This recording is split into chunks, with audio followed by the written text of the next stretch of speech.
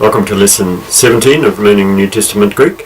We continue in the prologue of John's Gospel, and this time we come to verse 16. So John chapter 1, verse 16. Hoti ek tu pleromatos autou hemis pantes elabomen kai charin anti charitos. John 1:16. Hoti ek tu pleromatos autou hemis pantes elabomen kai charin anti charitos. John chapter 1 verse 16. And again you'll find this on my blog, logosword.wordpress.com. So here we have the letter by letter translation. I've squeezed it up a little bit here, so I hope you can make it out, but there we go. Hoti ek tu pleromatos autou hemes pantes elabomen kai charin anti charitos.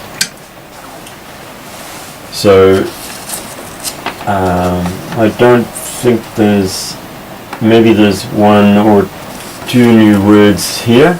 Hoti is because, we met it in verse 15, just the previous verse, verse 15, and then ek from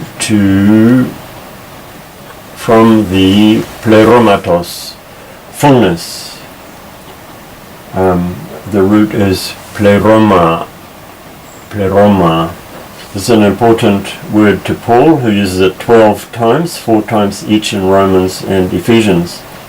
And we met pleres in verse 14.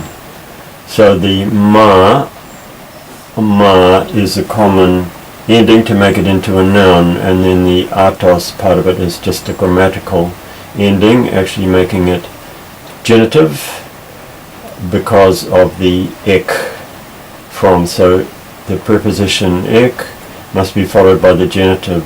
That's why the definite article is in the genitive form too, and the noun fullness going with it is also in the genitive. So the root is pleroma, and this part makes it the genitive ending. From the fullness, his, which is the typical Greek way of saying it. The his comes after.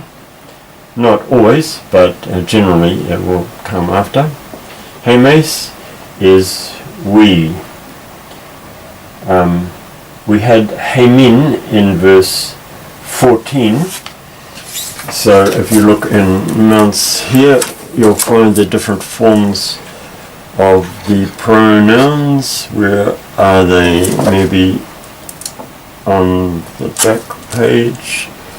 No.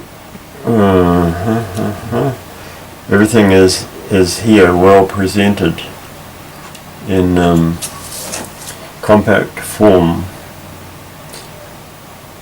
No, not there. That's the forms of the word to be.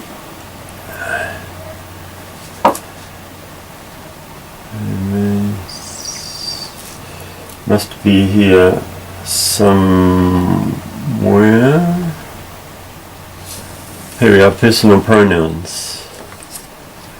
So ego, and then coming down here for the plural, hemes. Yeah, so the dative plural, hemin, meaning to us, but the nominative plural, that means just the subject. So this corresponds to we, and this corresponds to our, hemon, and dative plural, that's to or for us. And the accusative plural, that's the object of the sentence, hemas, us. So in this case, it's just the subject form, hemes, we.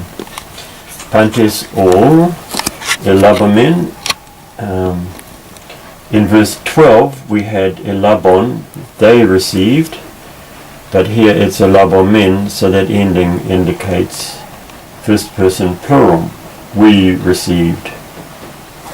Now kai usually means and, but in this case it's not meaning and, but it's more like used emphatically. So I've translated it here, indeed. We have all received indeed grace, charin. So it's the in ending because it's the object. We received what? Charin. The normal form of this is charis. We had it in verse 14. But here's the object form of it, charin. We received indeed grace.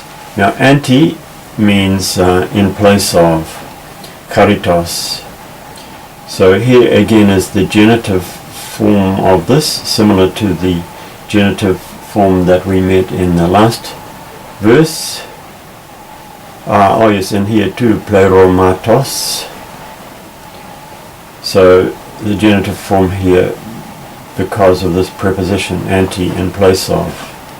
So in English we just say grace in place of grace. Again, in English doesn't change grammatical endings, but in Greek the grammatical endings must change. So charin anti charitos, evidently this is an idiom, meaning like grace upon grace. So anti basically in Greek means opposite. So from that you can get two meanings, opposite as opposed to.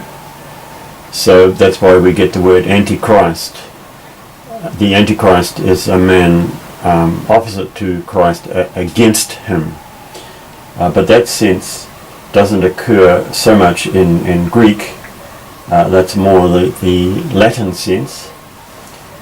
But the sense here, which is the basic sense of the Greek word, is in place of.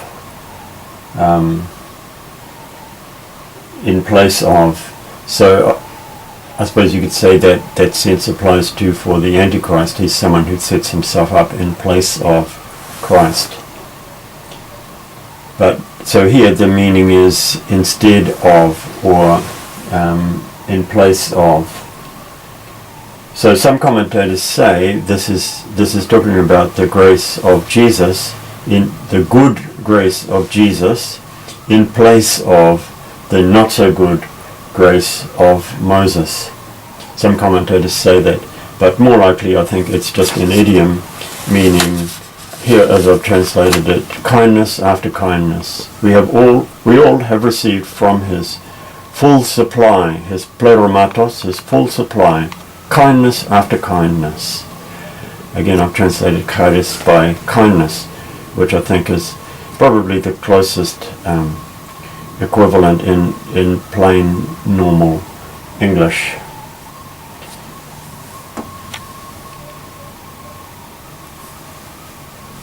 Just one more issue. What about the initial hoti? Now, some of the fairly formal English translations will translate it by for. We can't really begin a sentence with because, but some of the fairly formal English translations will begin with for. For we all have received. They would say it like that. But that, because that is very formal English. In normal English, for example, we would say, I won't be there tonight, I'm sick, instead of, I won't be there tonight for I'm sick. Because that's very formal. We might say, I won't be there tonight because I'm sick, but we can't really begin a sentence with because. That's a bit too formal. And in normal English, the link is just left unsaid, and it's well understood by native speakers of English. Notice also I've translated we have received, even though the Greek just has the simple past, what Mons and the grammars call aorist. So strictly speaking, we could translate it we received, because first approximation, again, the simple past, the aorist in Greek, just corresponds to the simple past in English, we received. But again, that's first approximation, it's not always true, and it seems to me that here the more appropriate tense to choose in English is the present perfect. So that's why I say we all have received from his pleromatos, from his fullness. So I've written from his full supply, kindness after kindness. So